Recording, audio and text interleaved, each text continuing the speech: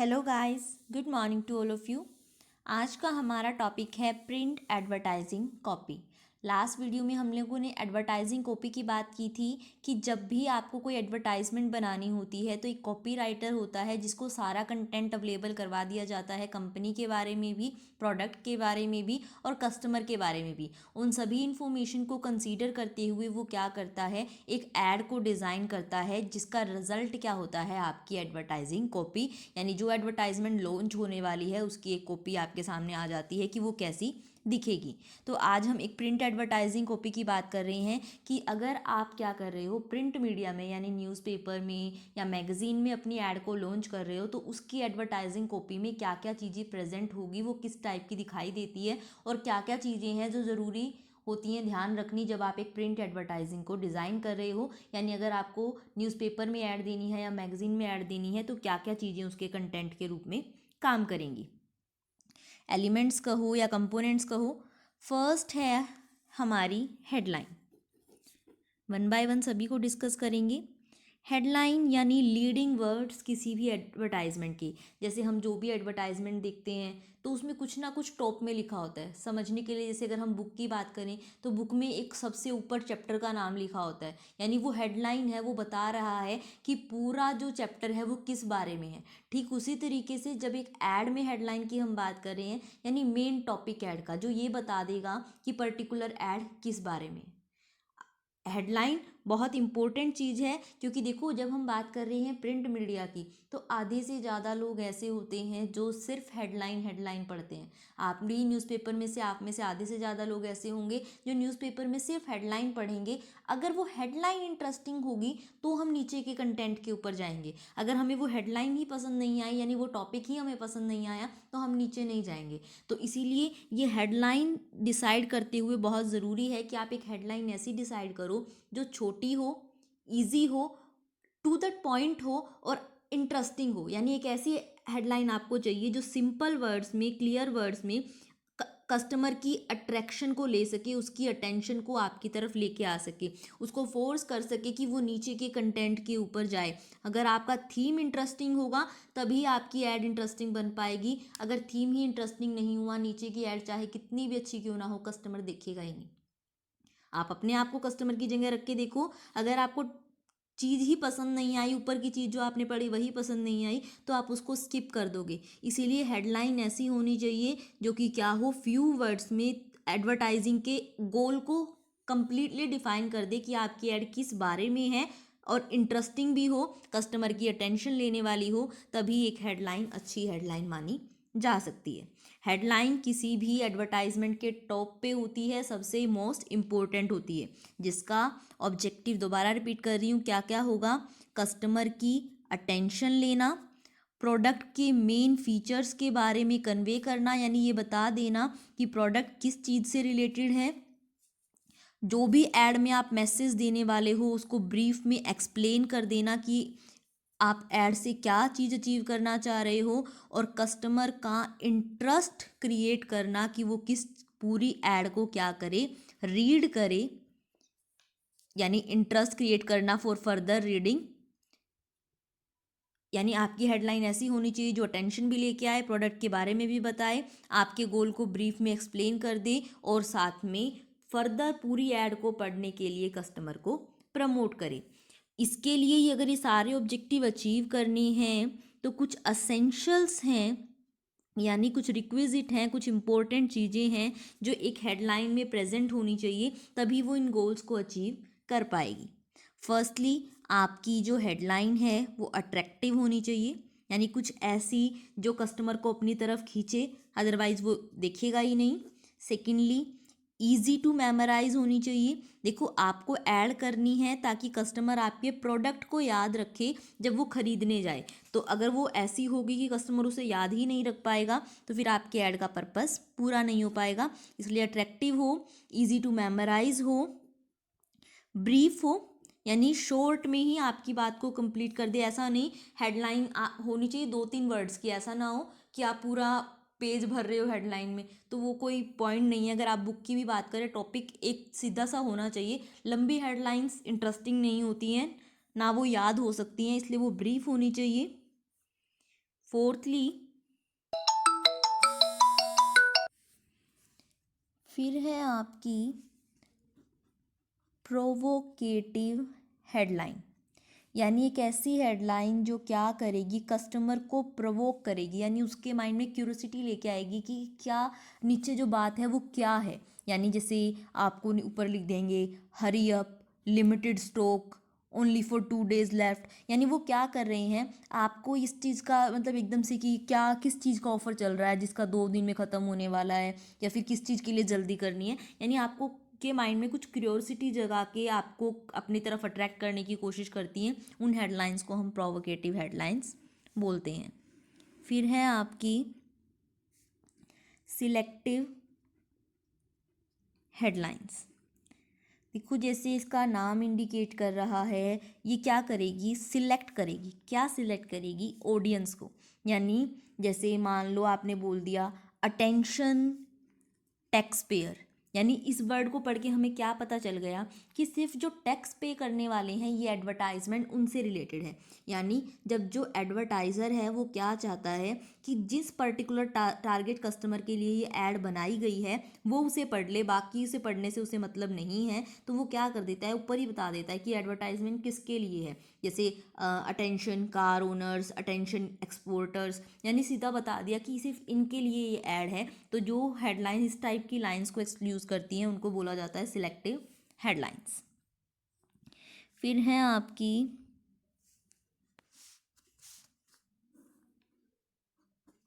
Brand headline, जहाँ पर headlines के रूप में कंपनी का ब्रांड लिखा जाता है। मान लो हेडलाइंस में आपने एलजी लिख दिया, या फिर अमूल लिख दिया, अमेजोन लिख दिया, यानी आप जो क्या कर रहे हो, पर्टिकुलर ब्रांड को हाईलाइट कर रहे हो, प्रोडक्ट को नहीं।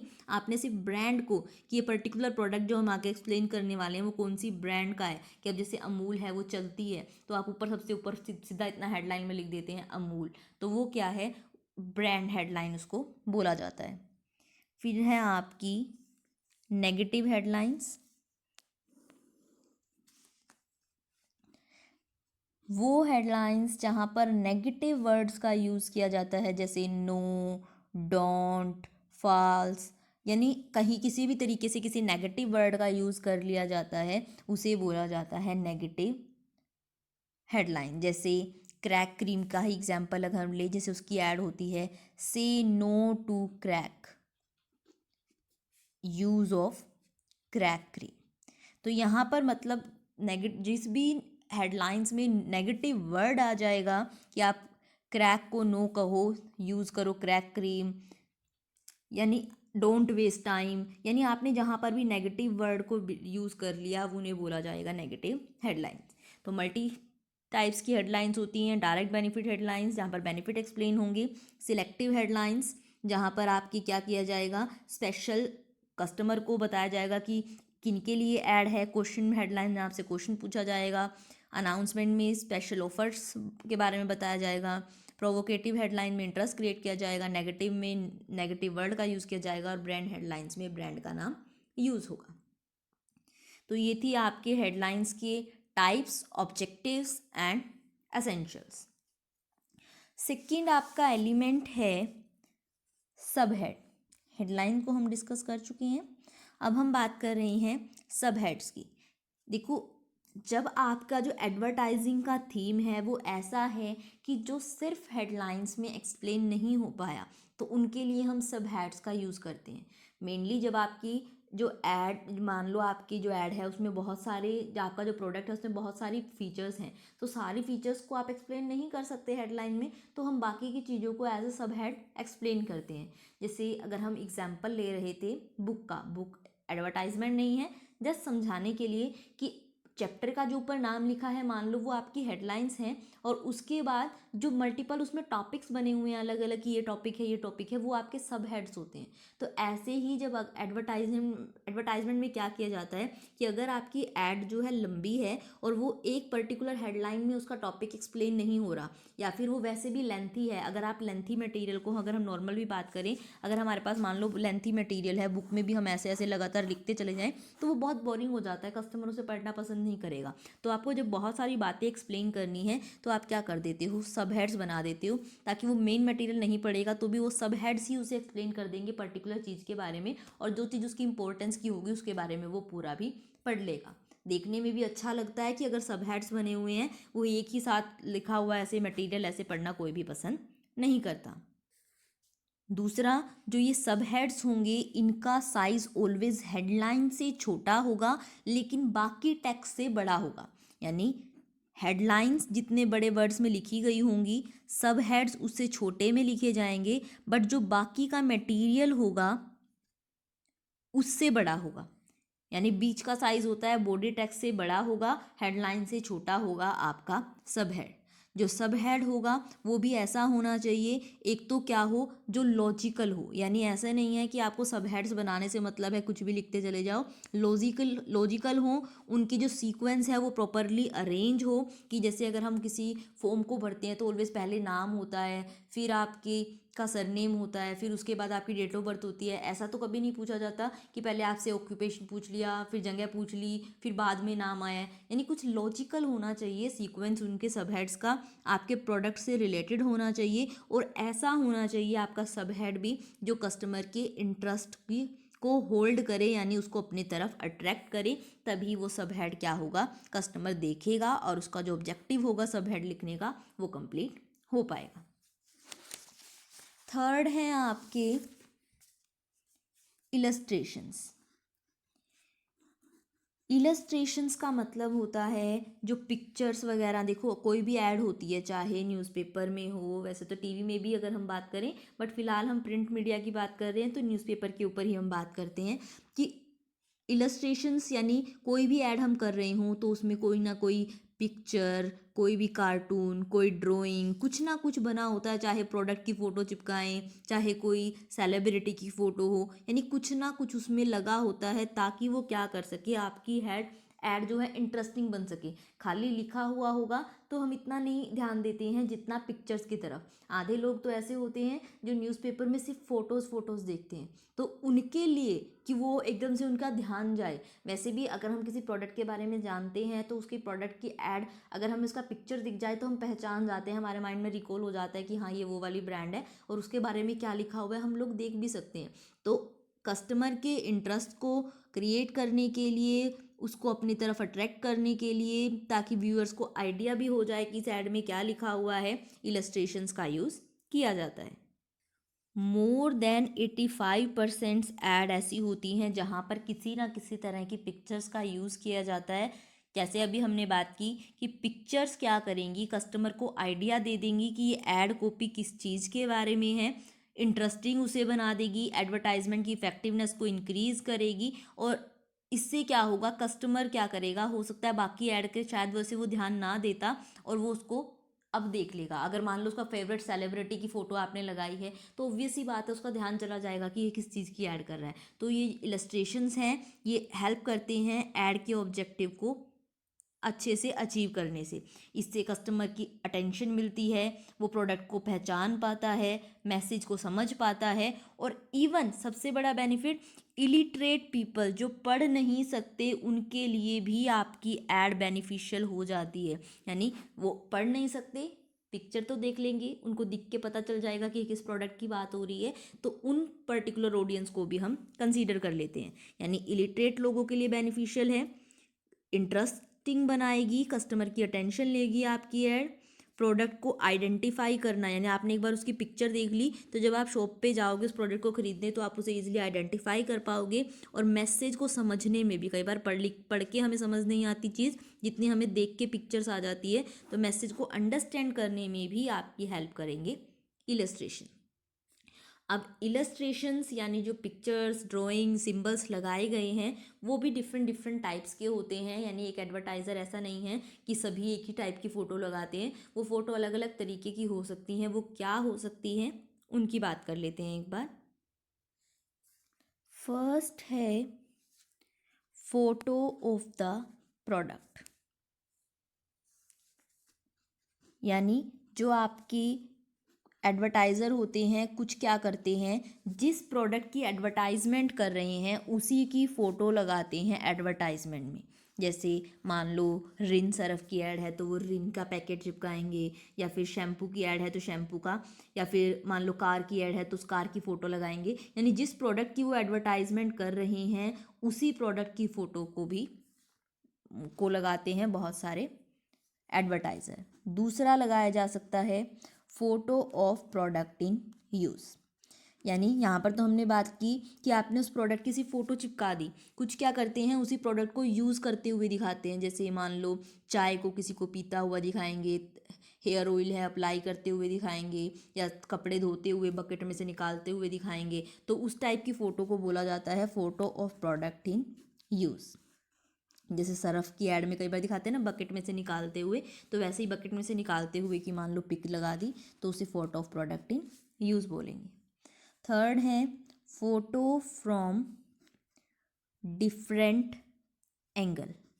यानी कई बार अगर प्रोडक्ट टेक्निकल है जिसको समझना, जिसकी टेक्नोलॉजी अलग अलग टाइप की है जिसको समझना कस्टमर के लिए आसान नहीं है, तो ताकि वो कस्टमर उस प्रोडक्ट को समझ सके एक ही प्रोडक्ट की डिफरेंट साइड से, कि इस साइड से ऐसा दिखता है ऐसा दिखता है, या हमेशा ज़रूरी नहीं है कि जो कॉम्प्लेक्स हो, वैसे भी आपने देखा होगा कई में ऐसे दिखा देते हैं फ्रंट से ऐसा दिखता है बैक से ऐसा दिखता है। यानी जब एक ही प्रोडक्ट की डिफरेंट एंगल से फ़ोटो लगाई जाती है, वो भी एक ऑप्शन है। फिर है फोटो इन कंपैरिजन। जब आप अपने प्रोडक्ट को किसी और प्रोडक्ट से कंपेयर करके दिखाते हो, जैसे मान लो आपने दो, जैसे अगर रिन की ऐड की हम बात कर रहे थे, मान लो किसी भी सर्फ की बात कर रहे हैं, तो वो दिखाते हैं एक तरफ दूसरा सर्फ अप्लाई हो रहा है, एक तरफ हमारा सर्फ अप्लाई हो रहा है और हमारे वाले का रिजल्ट अच्छा है। तो उसी चीज़ को जब वो पिक्चर में दिखाएंगे कि एक साइड दूसरी सर्फ कैसा, नॉर्मल डिटर्जेंट कैसा काम कर रहा है और उनका कैसा कर रहा है, तो उसे बोला जाता है फोटो इन कंपैरिजन। फिर है आपकी फोटो हाइलाइटिंग प्रोडक्ट रिजल्ट। यानी ऐसी इलस्ट्रेशन जहाँ पर रिजल्ट को हाईलाइट किया जाता है। जैसे मान लो से किसी मतलब पतले होने की अगर दवाई आपको कोई ऐड कर रहा है, तो वो क्या दिखाएंगे, स्लिमिंग सेंटर की मान लो ऐड है तो वो दिखाएंगे, एक साइड दिखाएंगे एक हेल्दी से पर्सन को और दूसरी तरफ दिखाएंगे किसी भी स्लिम पर्सन को। यानी वो क्या कर देते हैं, पर्सन्स को डेपिक्ट कर देते हैं, एक साइड हेल्दी एक साइड पतला, कि पहले यूज़ करने से पहले हेल्दी था और बाद में पतला हो गया। यानी वो क्या कर रहे हैं, रिजल्ट को बता रहे हैं कि इस प्रोडक्ट को यूज़ करने के बाद रिजल्ट क्या होगा। तो उस टाइप की इलस्ट्रेशंस यूज़ की जा सकती हैं। इसके साथ साथ photo of message source person, यानी मॉडल, कि आप क्या कई बार क्या कर देते हैं, जो उस पर्टिकुलर प्रोडक्ट को प्रमोट करने वाला मॉडल है उसको लगा देते हैं। जैसे मान लो कि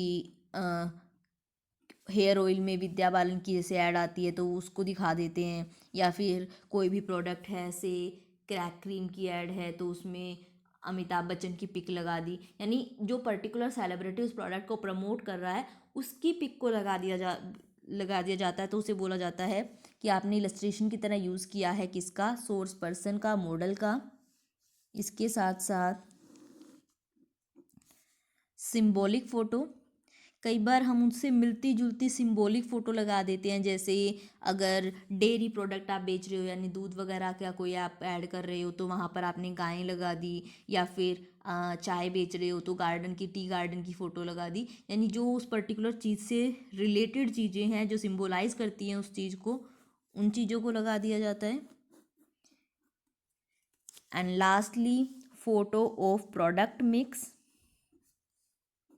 फोटो ऑफ प्रोडक्ट मिक्स का मतलब है कि अगर आप एज एडवर्टाइज़र आपके बहुत सारे प्रोडक्ट हैं तो कई बार हम लोग उनके मिक्स का, यानी मान लो जैसे अगर अमूल के बहुत सारे प्रोडक्ट आते हैं, अगर अमूल की ऐड हो रही है किसी प्रोडक्ट की और उसमें वो पिक किसकी लगा रहे हैं, अमूल के काफ़ी सारे प्रोडक्ट्स की, यानी अमूल के बहुत सारी चीज़ें रखी हुई हैं तो उस टाइप की, या फिर एलजी की ऐड कर रहे हो तो उसमें फ्रिज भी रखा दिखा रहे हैं, मशीन भी रखी दिखा रहे हैं, तो उसे बोला जाता है कि आपने पूरे प्रोडक्ट मिक्स की क्या लगाई है फ़ोटो लगाइए।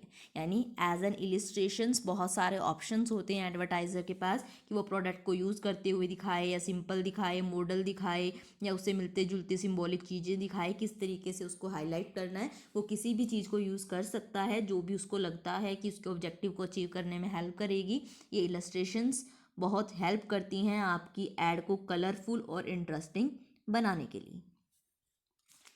फिर है आपकी, पहले यहाँ आ जाते हैं स्लोगन के ऊपर। स्लोगन्स यानी टैगलाइंस। स्लोगन्स की हम बात कर रहे हैं। स्लोगन्स जिसे हम टैगलाइन या फिर जिंगल भी कह देते हैं, ये क्या होती हैं? ये एक फ्रेज़ होती है, एक कैची सेंटेंस होता है जो कि क्या होता है, कस्टमर के लिए याद करना आसान होता है, ईजी सा होता है, सुनने में भी अच्छा लगता है। यानी एक ऐसी चीज़ जो क्या करे, बहुत छोटा सा एक सेंटेंस हो, आपको सुनने में भी मज़ा आए और आपको वो याद भी इजीली हो जाए और वो आपके प्रोडक्ट से रिलेटेड हो, तो उसे बोला जाता है स्लोगन्स।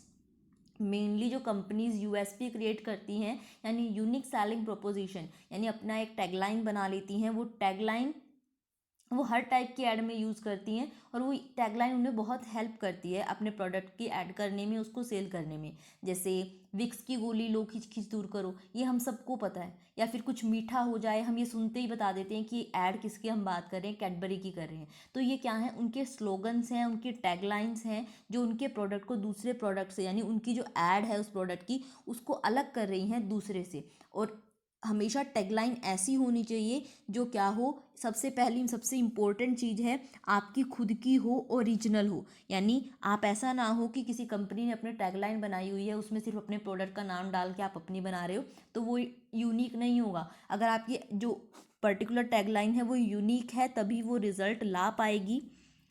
याद करनी आसान होनी चाहिए, अगर याद नहीं हो पाएगी तो उसका कोई फ़ायदा नहीं है। इसके साथ साथ सेम होनी चाहिए। सेम होने का मतलब है, अगर आप डिफरेंट मीडिया में ऐड दे रहे हो तो आपको सेम स्लोगन का यूज़ करना है इन एवरी मीडिया। टीवी में भी वही यूज़ करोगे, न्यूज़पेपर में भी वही यूज़ करोगे। म्यूज़िकल होनी चाहिए, जैसे अभी हमने बात की विक्स की गोली लो खिच खिच दूर करो, हम इसको इस तरीके से बोलते हैं ना, थोड़ा म्यूज़िकल साउंड में, तो कोई म्यूज़िकल होगी तभी इंटरेस्टिंग बनेगी। शॉर्ट होनी चाहिए, बहुत ज़्यादा लंबी ना हो, और प्रोडक्ट से रिलेटेड होनी चाहिए।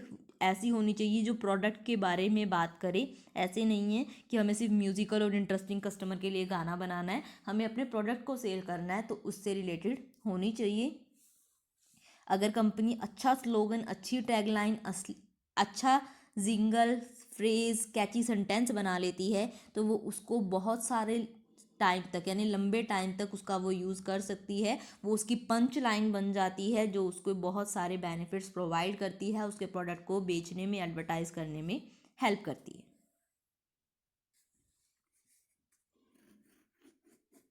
फिर है हमारा बॉडी टेक्स्ट। बॉडी टेक्स्ट यानी बॉडी कॉपी कह लो, बॉडी टेक्स्ट कह लो, टेक्स्ट ओनली, यानी जो पर्टिकुलर एड हम लॉन्च करते हैं, हेडलाइंस, सब हेडलाइंस, उनसे भी छोटा, हेडलाइन से छोटे सब हेड्स और सब हेड से छोटा आपका टेक्स्ट। ये टेक्स्ट क्या होगा, यानी जो आपने ऐड बनाई है, प्रिंट मीडिया में लॉन्च की है, उसका पूरा डिटेल में एक्सप्लेन करेगा। देखो, बहुत डिफ़िकल्ट होता है कस्टमर को अट्रैक्ट करना किसकी तरफ, इस बॉडी टेक्स्ट की तरफ, कि कस्टमर इसको पढ़े।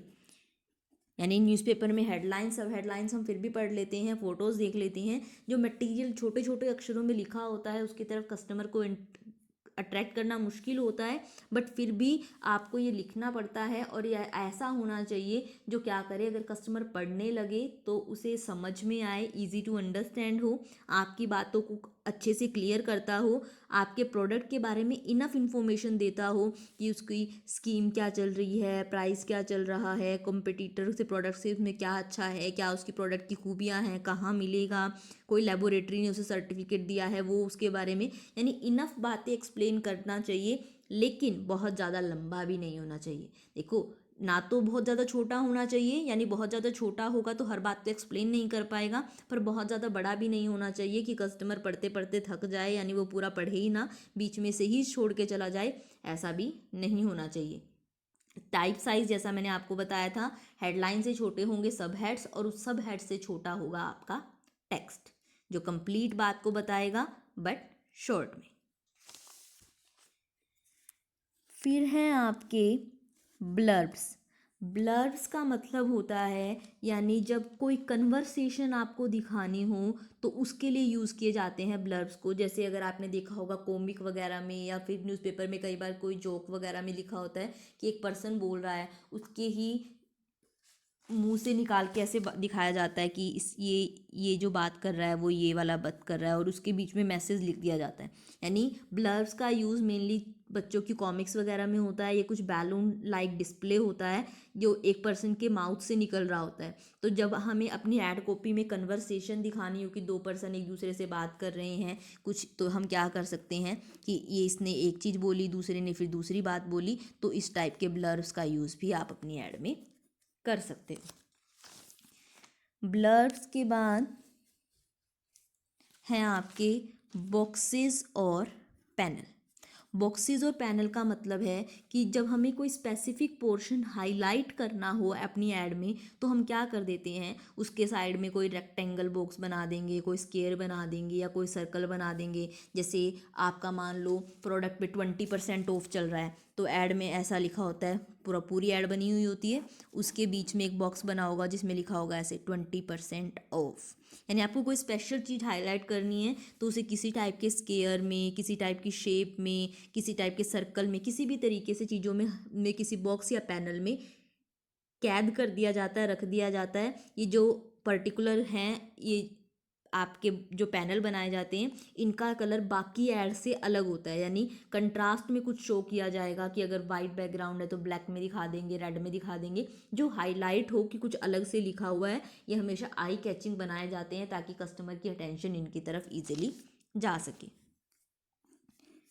फिर हैं आपके आइडेंटिफिकेशन मार्क्स। आइडेंटिफिकेशन मार्क्स का मतलब है कि प्रोडक्ट को कस्टमर पहचान पाए, उसके लिए कंपनी का कोई ब्रांड नेम, कोई लोगो, कोई सिंबल, कोई ट्रेडमार्क लगा दिया जाता है ताकि जब कस्टमर उस प्रोडक्ट को खरीदने जाएगा तो भी उस प्रोडक्ट को इजीली पहचान पाएगा, और वो उस ब्रांड के बारे में पहले से जानता है तो भी उसको वो ऐड देखते ही याद आ जाएगा। जैसे अमूल की ऐड में आपने देखा होगा ऑलवेज एक लड़की लगी हुई होती है, तो वो क्या है, वो उसकी लोगो है, उसका ब्रांड नेम का सिंबल है, तो उसको हम आइडेंटिफिकेशन मार्क्स बोलते हैं कि आपके प्रोडक्ट को दूसरे प्रोडक्ट से अलग कर सके, आइडेंटिफाई करने में हेल्प कर सके, ऐसा मार्क लगा होता है।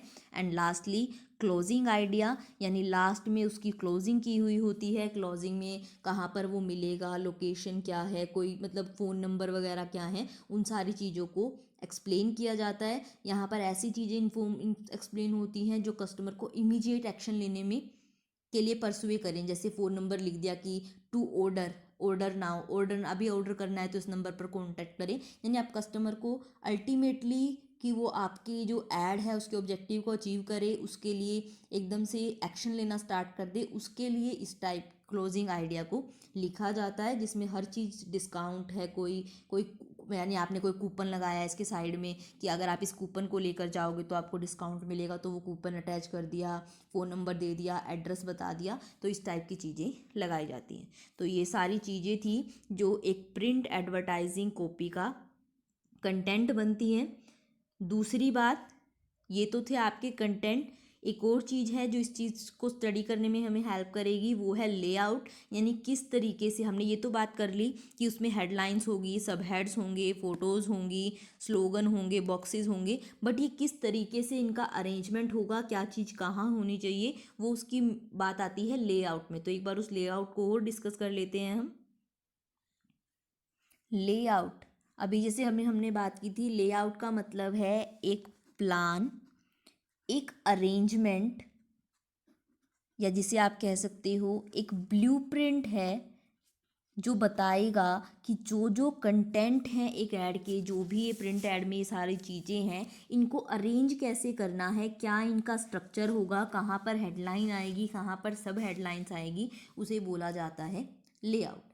ये जो लेआउट है वो सिस्टमैटिक होना चाहिए, यानी आपको जगह सर चीज़ें रखोगे तभी आपकी ऐड क्या दिखेगी, इफेक्टिव दिखेगी, ऐड तो एक न्यूज़पेपर में बहुत सारी होती हैं, मैगज़ीन में बहुत सारी होती हैं, आपकी ऐड उस मीडिया क्लटर में, यानी जब जहाँ पर बहुत सारे लोगों की एडवर्टाइजिंग भरी पड़ी है, वहाँ पर आपकी ऐड को उभार के लेके आएगी, उसको अलग करेगी, तभी आपकी ऐड का ऑब्जेक्टिव अचीव हो पाएगा।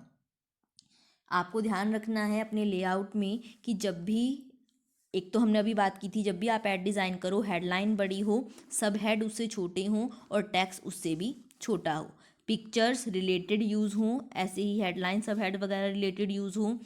आप जो भी ऐड बनाओगे उसमें कोई स्पेशल चीज़ है तो उसको अलग तरीके से हाईलाइट करो, बॉक्स पैनल में करो।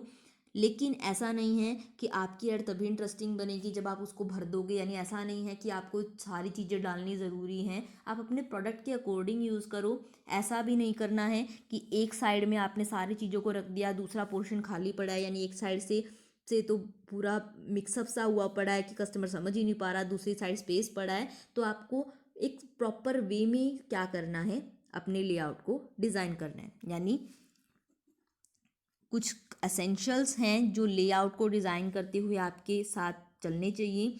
एक तो आपको अट्रैक्टिव बॉर्डर्स, बैकग्राउंड डेकोरेशन का यूज़ करना है, यानी प्रॉपरली अट्रैक्टिव होनी चाहिए आपकी सारी चीज़ें, इंक्लूडिंग बैकग्राउंड डेकोरेशन। दूसरा, आपको हेडलाइन, सब हेड, सबके साइजेस को अलग अलग रखना है। थर्डली, अगर आप कोई कन्वर्सेशन दिखा रहे हो तो वहाँ पर ब्लर्ब्स का यूज़ करो, आपकी ऐड अच्छी दिखेगी। फोर्थली, अगर आप कोई स्पेशल डिस्काउंट वगैरह कोई ऑफ़र बता रहे हो तो उसके लिए बॉक्सेस और पैनल का यूज़ करो, तो आपकी ऐड इंटरेस्टिंग दिखेगी। फ़ोटो रिलेटेड यूज़ करो और फ़ोटो को या तो टॉप पे लगाओ या तो सेंटर में लगाओ, लास्ट में फ़ोटो यूज़ मत करो। कस्टमर एक्शन ले पाए इसीलिए एड्रेस, फ़ोन नंबर, इनको ज़रूर इंक्लूड करो लास्ट में। आइडेंटिफिकेशन मार्क दो ताकि कस्टमर उसे पहचान पाए। जो मैसेज है प्रॉपरली स्प्रेड करो, यानी पूरी ऐड में ऐसा ना हो एक साइड जो है क्राउडेड है, एरिया ओवर क्राउडेड किया हुआ है और दूसरी साइड स्पेस खाली पड़ा है, ऐसे भी नहीं करना है। और आपको जो कलर कॉम्बिनेशन है वो भी इफ़ेक्टिवली सिलेक्ट करनी है, जो हर चीज़ हाईलाइट करे और आँखों को चुभे ना, यानी सिंपल, सोबर और आपके प्रोडक्ट के अकॉर्डिंग आपको कलर्स को यूज़ करना है। यानी आपके एक ऐड में ये सारे कंटेंट होंगे, उन कंटेंट्स को इफ़ेक्टिवली अरेंज करोगे तभी आपकी ऐड का ऑब्जेक्टिव पूरा हो पाएगा। ये था आपका प्रिंट एडवर्टाइजमेंट कॉपी के बारे में। नेक्स्ट वीडियो में हम लोग बात करेंगे ब्रॉडकास्ट एडवर्टाइजिंग कॉपी, यानी रेडियो या टेलीविज़न में जो ऐड आती है उसके बारे में। और अगर पॉसिबल हुआ तो इंटरनेट एडवर्टाइजिंग के बारे में भी बात करेंगे कि इंटरनेट एडवर्टाइजिंग में क्या क्या चीज़ें ध्यान रखनी होती हैं। अभी के लिए इतना ही। अगर वीडियो पसंद आई हो तो वीडियो को लाइक और चैनल को सब्सक्राइब ज़रूर करना और बेल आइकन ज़रूर प्रेस कर देना ताकि सारी वीडियोज़ की नोटिफिकेशन आपको मिलती रहे। Thank you.